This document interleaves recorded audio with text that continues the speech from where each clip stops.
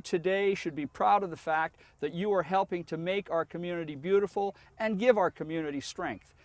Welcome to Local Motion, Episode 8.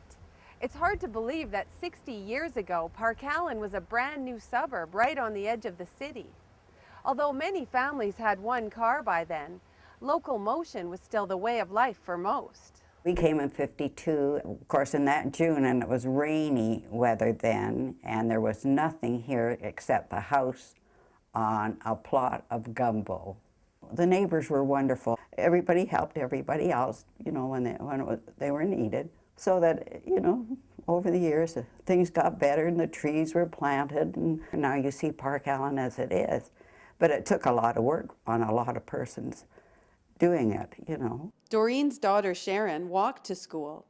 When Sharon got a little older, Doreen took a job downtown. I started in 1954 at Burke's, and it was the previous year that they finally got the bus to come up here to the corner here by the park. Most of the time I used the bus.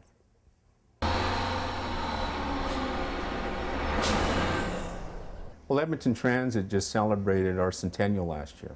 So that's 100 years of serving Edmontonians.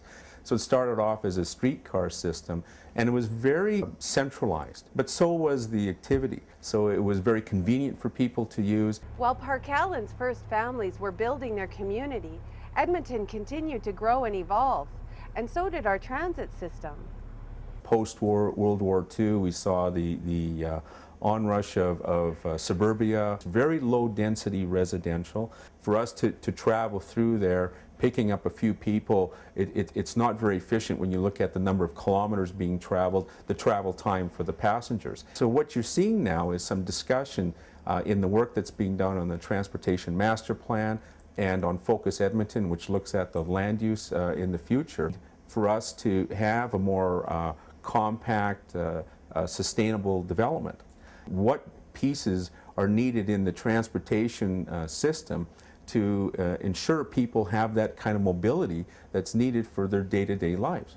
Yeah, I've been taking the bus down to downtown and the LRT to work, and then on the way home, since I have a little more time at the end of the day, I take the LRT all the way to South Campus and walk home. We went shopping to Southgate using the bus, coming home on the bus. That worked fine. I've been doing some experimenting this week with taking my bike on the LRT. So I'm discovering that that's actually pretty easy. Yeah, we're definitely not considering using the car. That's for the most part, that's not an option. If we want to do something, we think about how to get there without the car. It's a very exciting time. I mean, the Parkallen pilot project is just a microcosm of that, but we've also got a lot of other discussions taking place in 2009 that are looking at the bigger picture. Join us in the coming weeks as Parkallen becomes a focus for city planners from around the world, and Local Motion continues with more celebrations.